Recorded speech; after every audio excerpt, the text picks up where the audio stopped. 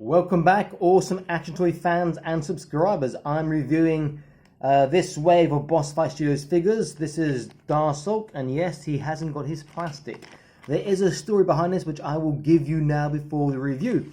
I did a couple of orders about 4 months ago.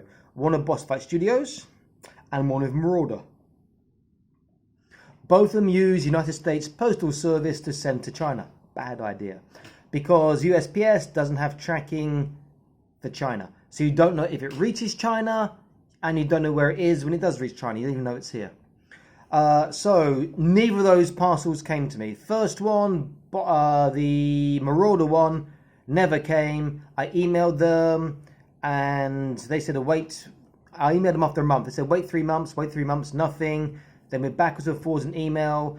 And they said to me, right, we've cancelled your account. We will no longer be shipping to this email address or this postal address or have this email address as an account. I'm like, why?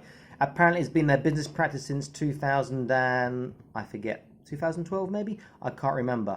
And they refunded the money. And they said they're out of pocket for the figure, they're out of product, they're out of pocket for the money. And I never asked for a refund. I didn't want a refund, I just wanted my figures. Similar thing happened at Boss Fight Studios. The difference of Boss Fight Studios is the figures they sent to me got stuck in customs here because the value was too much. And they got shipped back to Boss Fight Studios at Boss Fight Studios' expense. And they said to me, can we ship them to you loose? As in, I asked for the card, like loose like this. I said yes. And they used FedEx. Again, no cost to me. Sent them and I got them. So despite me liking Marauder, I've only got one of their figures. That's the K9 dog, really cool, and wanting more. I can't do it. Let's use a different email address, a different postal address. But Boss Fight Studios customer service was exceptional. But it took a little while to answer the emails, and I've got my figures through. So I'll review this, then I'll review the other ones after. So this is another Series 2 one. This is Darsalk, the half-orc mage. It says, well, it shows you pictures of the others in the wave on the back. I reviewed all of these previously. It says, historical documentation. Darsalk, though fierce in appearance, is a gentle man, softly spoken and willing to help anyone who has a problem.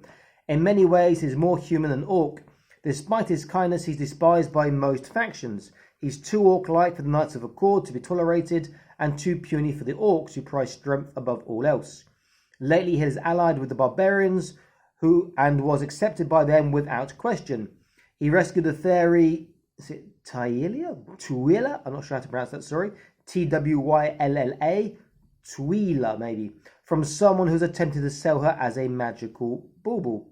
Upon hearing of the usurping of the fairy from their home from Twylla, he offered his services to their people. The fairies greatly accepted, and he now uses his magic in their aid. Twylla is always by his side and acts as his protector in case anyone would take advantage of him. Temporal log. Darsalk is genuine in his aim to help those in need. He'll willingly take on tasks that others will not in order to better the lives of those around him. Some try to take advantage of this sincerity. Those who do have to deal with Twylla, and that's not a path I'd recommend you take. Darsalk has gained an understanding of time travel and can manipulate the energy that controls the Vitruvian craft itself to the point of brewing a temporal potion that can be used as a fuel source. Interesting stuff, though maybe someone correct me here. In my understanding of half-orc lore, generally speaking in fantasy, they're not good.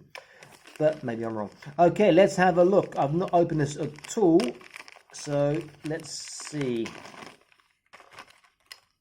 So here we have base and the 2 spare set of hands as standard. Here is Twylla the fairy, and she looks pretty cool, but maybe difficult to see because she's inside the little cage there. His staff, and she can hang on here or here, or here's better. She can hang on there, which is pretty damn cool.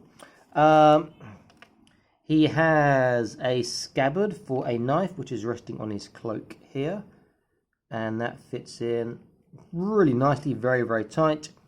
A flame effect, a I've gone for the word. Vase, not a vase, isn't a vase. There's another hand here. That his hand popped out. So I've got another hand here. So maybe it comes with 3 hands. A book, and we've seen this book before. Open version, a hood. Oh, another hand, 4 hands. Figure itself, and another vase there. I can't think of the actual word for it at the moment. Okay, let's have a look first at him. Sculpt is quite nice. He's got a human orc appearance. You could repaint him as a vampire quite easily, but the teeth are coming upwards, not downwards, that stick out, that protrude. Soft goods are soft and really nice. The belt is pretty cool too. I like him. He does look really cool. Boss fight articulation should be standard. So we know we get the left and right on the heads. A bit closer you can see. Up and down. And there will be a side to side. Shoulders. Yeah, pretty good. The cloak doesn't get in the way. And the plastic part here doesn't either. Bicep curl. Yeah, he gets his 90 degrees. It's good. And again, this is so soft and thin, it doesn't impinge his movement. Hips, we know he can do Taekwondo for the Olympics. Forwards, backwards.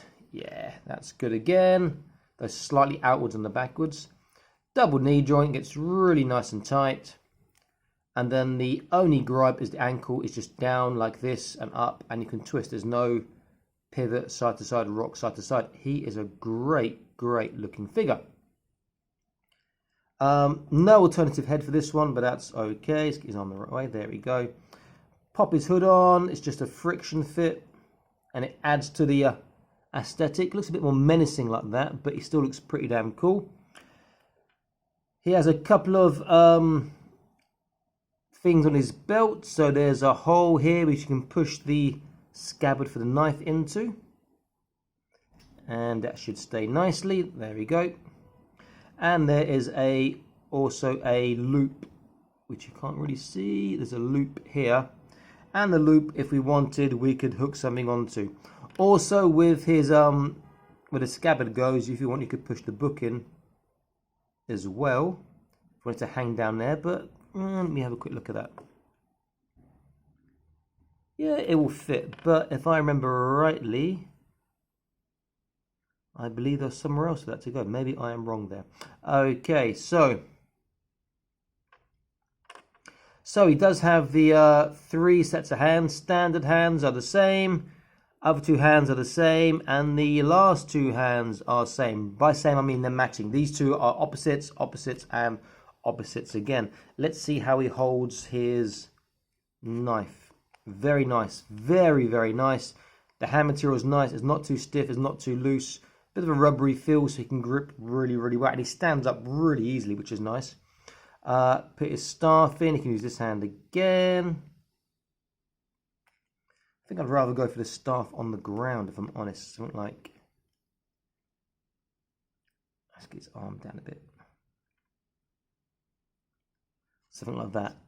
He does look pretty cool. You can change to the open hands, and then he can hold his book. The flame effect does have a little hole at the bottom. There's a little notch on the book, so you can have his green flame coming up. Also, the open hands are good for these little jars, little vases here, if he wants to hold them in his hand. Or maybe he was going to throw it at someone. Maybe there's a potion inside.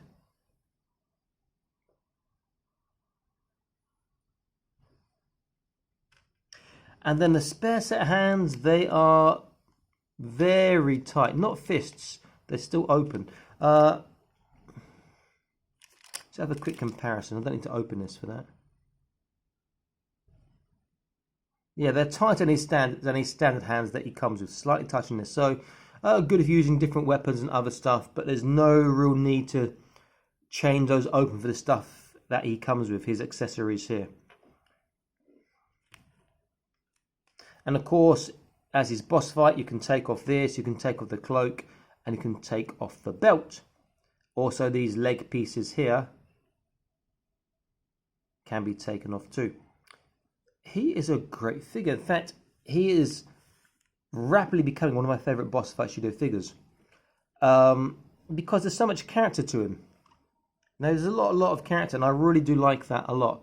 He's looking very nice. And plus the fact that he's like, his bio is a bit of a loner, as it were, because not really accepted, apart from the barbarians and the fairies. yeah, I do like this a lot. This has got a lot of potential. If you want to customize, there's potential. If you want to keep them as it is, there's potential. It might be worth me buying a couple more of these for some projects in the future. Great figure by Boss Fight Studios. They've done a fantastic job again. In fact, I think so far, I'm not sure there's any Boss Fight Studio figures that I don't like so far that I've gotten reviewed. There are some where perhaps the head sculpt could be slightly better, but you know, that's nothing to complain about because in general they do fantastic stuff. Just like this one, this Darsalk half-orc mage here. Fantastic figure, especially if you're into your fantasy stuff. Really, really, really good. This is Awesome Action Toys. I'm signing out saying please like, share and subscribe. I'll be back to the more Awesome Action Toys videos for you. Stay happy, keep collecting, and please click on the notifications button so you don't miss any future content, okay? Bye-bye.